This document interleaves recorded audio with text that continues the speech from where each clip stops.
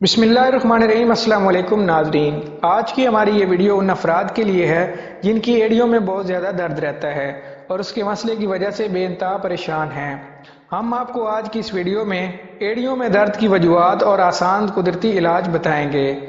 अगर आप भी ये जानना चाहते हैं तो हमारे साथ जुड़े रहिए। लेकिन वीडियो शुरू करने से पहले अगर आपने हमारे चैनल को सब्सक्राइब नहीं किया तो प्लीज़ हमारे चैनल को सब्सक्राइब करें, वीडियो को लाइक करें, शेयर करें। तो चलिए वीडियो शुरू करते हैं।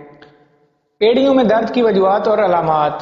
बाद अफराद को सुबह बिस्तर से उठने के बाद जैसे ही वो कदम फर्श पर रखें तो उसी लम्हे एड़ियों में शदीद दर्द महसूस होता है।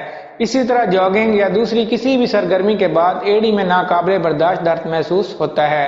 अगर आप भी ऐसी ही किसी अलामत का शिकार हैं तो मुमकिन है कि आप प्लांटर फैशियाइटिस का शिकार हों, क्योंकि आमतौर पर एड़ी का दर्द इसी वजह से होता है। प्लांटर फैशिया दरअसल चिपटी बाफ्तों की एक तह होती है जो एड़ी की हड्डी को पांव की उंगलियों से जोड़ती है। पट्टों के इन रेशों से पांव के खमदार मेहराब को भी सहारा मिलता है। अगर आप अपने प्लांटर फैशिया पर दबाव बढ़ाते रहें तो ये कमजोर, मुतवर्रिम और सोजिश का शिकार हो सकता है और ऐसी सूरत में खड़े होने या चलने में एड़ी या तलवे में शदीद दर्द महसूस होता है। एड़ियों में दर्द और तकलीफ तवील अरसे तक मुतलका रेशों पर पड़ने वाले दबाव की वजह से होता है। प्लांटर फैशियाइटिस की शिकायत उदेड़ उम्र लोगों में आम होती है, लेकिन आजकल खवातीन इस मसले का शिकार ज्यादा नजर आती हैं। जो खवातीन ज्यादा चलने या ज्यादा देर खड़े रहने का काम करती हैं, इजाफी वजन का शिकार हों या आमला हों, वो इस मसले से दो चार हो सकती हैं। इजाफी वजन और मुसलसल हरकत के बायस एड़ियों में सोजिश और दर्द होता है। ये तकलीफ एक या दोनों पांव में हो सकती है। एड़ियों में दर्द की वजूहात।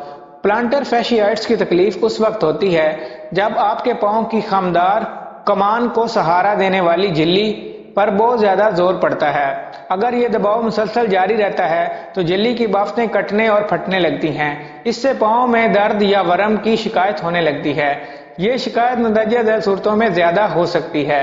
अगर आप चलते हुए अपने पांव की उंगलियों को अंदर की तरफ मोड़ कर चलने के आदी हों, आप सख्त सतहों पर बहुत ज्यादा देर तक चलते, खड़े होते या दौड़ते हों, आपका वजन ज्यादा हो, पांव की खमियादा कमान निस्बतन ऊंची हो या तलवे बराबर यानी फ्लैट हों, आपके जूते आरामदेह ना हों या एड़ी को पिंडली से मिलाने वाला पट्टा या उजला तना हुआ रहता हो या पिंडलियों के पट्टे खिंचे रहते हों।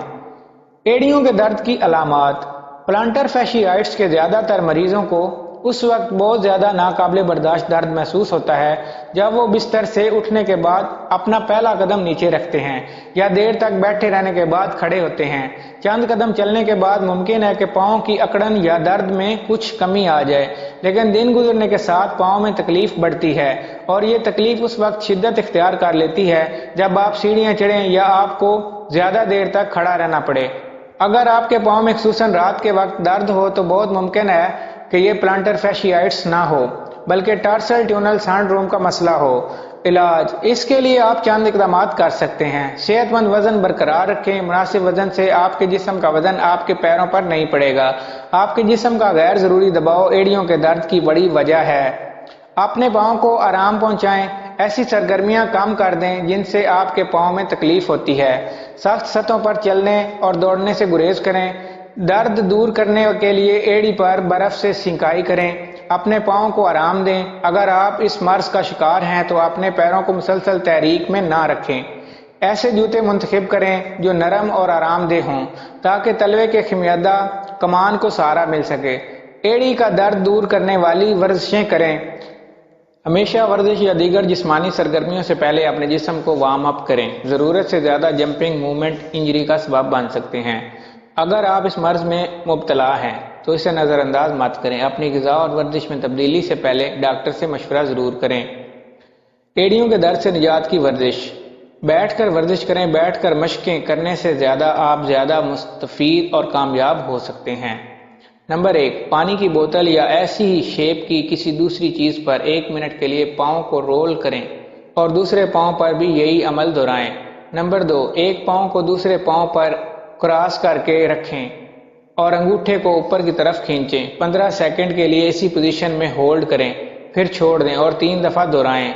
फिर दूसरे पाँव पर भी यही अमल दोहराएं। नंबर 3, तौलिया तय करके तलवों के नीचे आर्च शेप पर रखें और आहिस्ता आहिस्ता तौलिया के दोनों सिरों को ऊपर की तरफ खींचें। اس دوران اپنا گھٹنا بالکل سیدھا رکھیں، اس سے آپ کا پاؤں اسٹریچ ہوگا اور اوپر کی طرف آئے گا۔ 15 سے 30 سیکنڈ تک ہولڈ کریں اور 3 دفعہ دہرائیں۔ پنڈلی کو اسٹریچ کریں۔ پنڈلی کو اسٹریچ کرنے سے ایڑیوں کی صحت کو فروغ دے سکتے ہیں۔ بس اپنے ایک پاؤں کو اوپر اٹھائیں اور 30 سیکنڈ کے لیے ہولڈ کریں۔ 3 دفعہ دونوں ٹانگوں پر یہ عمل دہرائیں۔ اگر آپ کو ہماری یہ ویڈیو اچھی لگے تو ہمارے چینل کو سبسکرائب کریں، ویڈیو کو لائک کریں، شیئر کریں۔ Thank you.